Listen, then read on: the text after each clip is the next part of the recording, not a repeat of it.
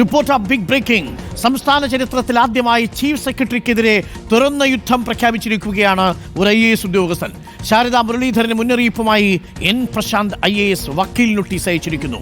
സർക്കാർ രേഖയിൽ കൃത്രിമം കാട്ടിയവർക്കെതിരെ നടപടിയെടുത്തില്ലെങ്കിൽ കോടതി മുഖാന്തരം ക്രിമിനൽ കേസ് ഫയൽ ചെയ്യും. ചീഫ് സെക്രട്ടറി ഉൾപ്പെടെ പ്രതിയാക്കി കേസെടുക്കാൻ ആവശ്യപ്പെടുമെന്നാണ് മുന്നറിയിപ്പ്. വ്യാജരേഖയുണ്ടാക്കിയ ജയതിലകിനെതിരെ നടപടിയില്ലെന്നാരോപിച്ചാണ് വക്കീൽ notice. Jayathilak IAS, K Gopalakrishnan IAS, Mathrubhumi ദിനപത്രം എന്നിവർക്കും വക്കീൽ നോട്ടീസ് അയച്ചിട്ടുണ്ട്. TV പ്രസാദ് ചേരുന്നു കൂടുതൽ വിവരങ്ങളുമായി. TV പ്രസാദ്, അസാധാരണമായ ഒരു സംഭവമാണ്. കേരളത്തിന്റെ ബ്യൂറോക്രസിയുടെ ചരിത്രത്തിൽ ഇന്നേവരെ ഉണ്ടായിട്ടില്ല. ഏതെങ്കിലും ഒരു ചീഫ് സെക്രട്ടറിക്കെതിരെ സർവീസിലുള്ള ഒരു IAS ഉദ്യോഗസ്ഥനെതിരെ നടപടിയെടുത്തില്ല എന്ന് ചൂണ്ടിക്കാട്ടിക്കൊണ്ട് ഒരു വക്കീൽ നോട്ടീസ് അയക്കുന്നത് കേരള ചരിത്രത്തിൽ ഇതാദ്യമാണ്. എന്താണ് TV പ്രസാദ് ഈ വക്കീൽ നോട്ടീസ് അയക്കാനിടയാക്കിയ പശ്ചാത്തലം? അരുണ് പറഞ്ഞ തന്നെയാണ് അതിലെ പ്രധാനപ്പെട്ട പോയിന്റ്. അതായത് കേരളത്തിൻ്റെ സിവിൽ സർവീസ് ചരിത്രത്തിൽ ആദ്യമാണ് എന്നുള്ളതാണ് ഒരുപാട് പേരോട് സംസാരിച്ചപ്പോൾ നമുക്കും മനസ്സിലായത്.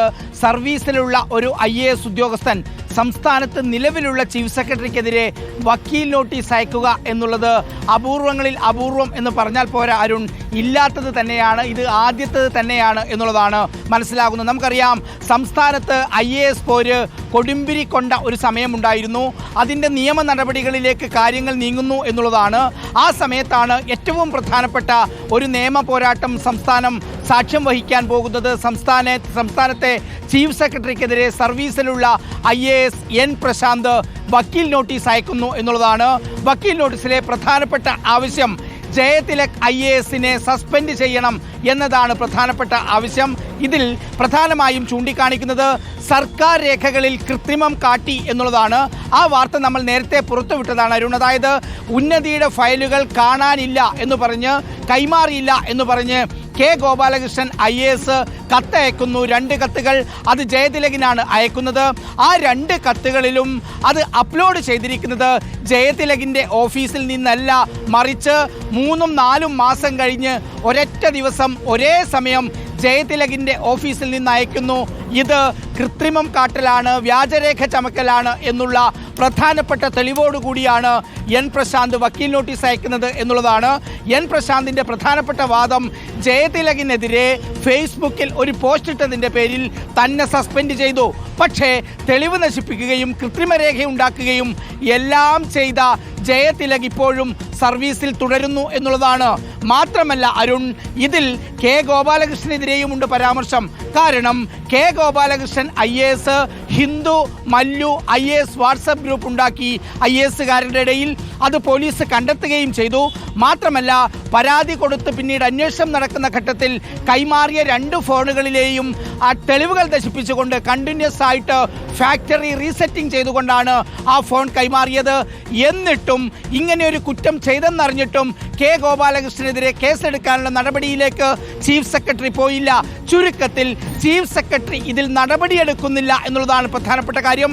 അരുൺ, ഇതിൽ ഗൗരവമായുള്ളത് ഈ വക്കീൽ നോട്ടീസ് ഇനിയിപ്പോൾ ചീഫ് സെക്രട്ടറി അവഗണിക്കുകയാണെങ്കിൽ സ്വകാര്യ അന്യായവുമായി മുന്നോട്ട് പോകും എന്നുള്ളതാണ് N പ്രശാന്തിനോട് അടുത്ത വൃത്തങ്ങളിൽ നിന്ന് മനസ്സിലാകുന്നത്. അങ്ങനെ ഒരു കേസായി ഇത് മാറിയാൽ സംസ്ഥാനം ഇന്നേ വരെ കണ്ടതിൽ വെച്ച് ഏറ്റവും വലിയ ഒരു സർവീസ് കേസായി ഇത് മാറും എന്ന കാര്യത്തിൽ ഒരു തർക്കവുമില്ല. കാരണം സംസ്ഥാനത്തെ ചീഫ് സെക്രട്ടറിക്കെതിരെയാണ് ഒരു IAS ഉദ്യോഗസ്ഥൻ നിയമ നടപടിയുമായി മുന്നോട്ട് പോകുന്നത്. അദ്ദേഹത്തിന്റെ കീഴിലുള്ള ഒരു സബോർഡിനേറ്റ് ഉദ്യോഗസ്ഥന് ഒരു വക്കീൽ നോട്ടീസ് അയച്ചു എന്നത് സിവിൽ സർവീസിന്റെ ചട്ടലംഘനം എന്തെങ്കിലും ആകുമോ? ഈ പ്രശാന്തുമായിട്ട് നമുക്ക് സംസാരിക്കാൻ പറ്റിയിട്ടുണ്ടോ? എന്ത് ധൈര്യത്തിലാണ് ഈ പ്രശാന്ത് IAS ഇങ്ങനെ ഒരു വക്കീൽ നോട്ടീസ് അയച്ചത്? കാരണം ഈ ചീഫ് സെക്രട്ടറി ആണല്ലോ കേരളത്തിലെ സിവിൽ സർവീസ് ഉദ്യോഗസ്ഥന്മാരുടെയൊക്കെ ഹെഡ് എന്ന് പറയുന്നത്. അപ്പോൾ അദ്ദേഹത്തിനെതിരെ വക്കീൽ നോട്ടീസ് അയക്കുമ്പോൾ അതിൽ ചില പ്രത്യാഘാതങ്ങൾ ഉണ്ടാവാനുള്ള സാധ്യതയുണ്ടോ TV പ്രസാദ്?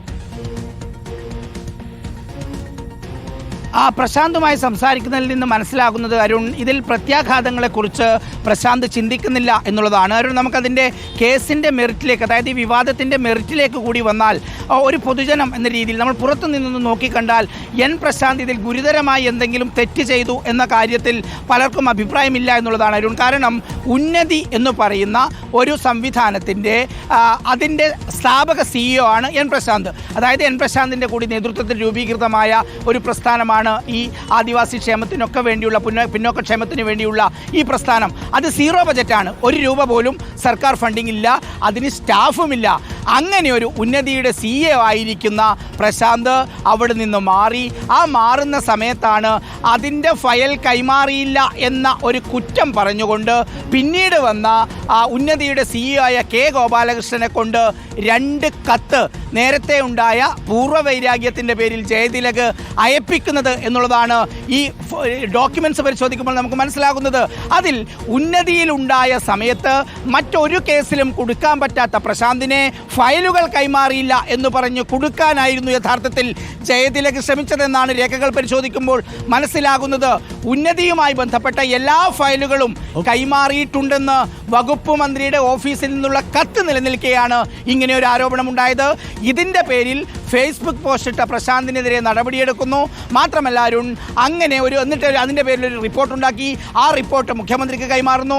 പ്രശാന്ത് പറയുന്നു ആ റിപ്പോർട്ട് മാതൃഭൂമി പത്രത്തിന് കൊടുത്ത് വാർത്തയാക്കിയത് ജയതിലക് എന്നാണ് പ്രശാന്ത് ആരോപിക്കുന്നത്.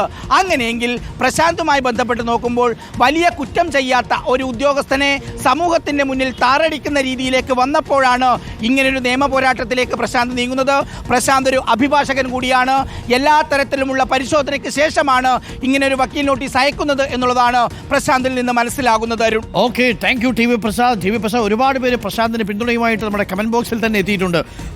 നാൻസി സൈൻ, പ്രശാന്ത് IAS റോക്കിംഗ് എന്ന് പറയുന്നു. അതേപോലെ സൂപ്പർ പ്രശാന്ത് IAS എന്ന് പറയുന്നു. ഒരു പ്രേക്ഷകൻ പറയുന്നു, അരുൺ സാർ മുഖ്യമന്ത്രിയുടെ കാണിപ്പയ്യൂരിനെ ഒന്ന് കാണാൻ പറയൂ, ടൈം മോശമാണെന്ന് തോന്നുന്നു. സിവിൽ സർവീസിൽ തന്നെ ഒരു കീഴുദ്യോഗസ്ഥൻ ഒരു ചീഫ് സെക്രട്ടറിക്കെതിരെ വക്കീൽ നോട്ടീസ് അയക്കുന്ന ഒരു അവസ്ഥയിലേക്ക് എത്തിയിട്ടുണ്ട് എന്ന് പറയുന്നു. നാൻസി സൈൻ പറയുന്നു സൂപ്പർ പ്രശാന്ത് IAS എന്ന് പറയുന്നു.